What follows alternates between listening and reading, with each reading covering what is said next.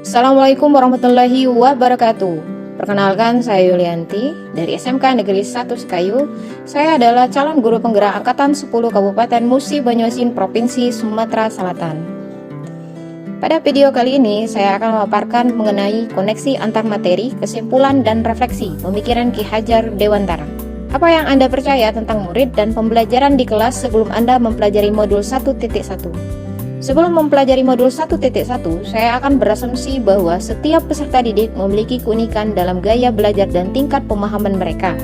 Setiap peserta didik mungkin memiliki preferensi yang berbeda dalam cara mereka menerima informasi, mulai dari pendekatan audio, visual, kinestetik, hingga gabungan dari ketiganya. Selain itu, saya percaya bahwa pengalaman, latar belakang budaya, dan kebutuhan individual juga memainkan peran penting dalam pembelajaran. Selain itu, lingkungan belajar juga mempengaruhi dalam meningkatkan kualitas belajar peserta didik, keterlibatan peserta didik, interaksi antar mereka, dan juga hubungan yang baik antara guru dan peserta didik juga merupakan faktor penting dalam menciptakan lingkungan pembelajaran yang efektif.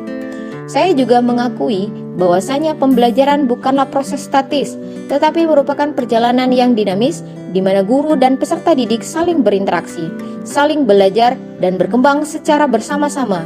Namun, pandangan ini bisa saja berubah atau bisa jadi menjadi suatu yang harus terus saya gali lebih dalam lagi setelah saya mempelajari modul 1.1 yang memberikan saya wawasan baru yang lebih perspektif mengenai pembelajaran dan dinamika kelas. 2. Apa yang berubah dari pemikiran atau perilaku Anda setelah mempelajari modul 1.1 ini? Setelah mempelajari modul 1.1 tentang filosofi dan pemikiran pendidikan menurut Ki Hajar Dewantara, saya mungkin hanya tahu sekilas mengenai semboyan ing ngarso sungtolodo, ing media mangun karso, dan tuturi handayani, tanpa mencari tahu makna yang begitu mendalam yang terkandung dalam semboyan tersebut.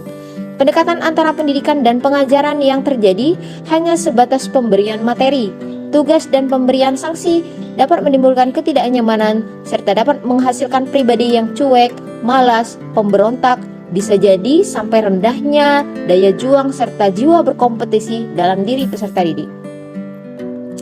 Dari sini yang berubah adalah saya harus mulai membenahi diri sendiri. Dengan begitu, saya harus memberikan tauladan yang baik dari cara bersikap maupun bertutur kata. Saya mencoba menggali kodrat dan minat bakat peserta didik, menyadari bahwa setiap peserta didik adalah suatu hal yang unik dengan segala kelebihan dan kekurangan yang mereka miliki. Mulai belajar menuntun, mengarahkan, dan membimbing mereka sesuai dengan kodrat mereka sendiri. Memberikan mereka kebebasan dalam berbicara dan mengungkapkan perasaan serta ide pada saat di kelas maupun di luar kelas. Dan apapun tindakan yang dilakukan harus berorientasi kepada peserta didik dan juga demi kepentingan mereka. Yang ketiga, apa yang dapat segera Anda terapkan lebih baik agar kelas Anda mencerminkan pemikiran Ki Hajar Dewantara? Adapun yang dapat segera saya terapkan mencerminkan pemikiran Ki Hajar Dewantara adalah sebagai berikut. A.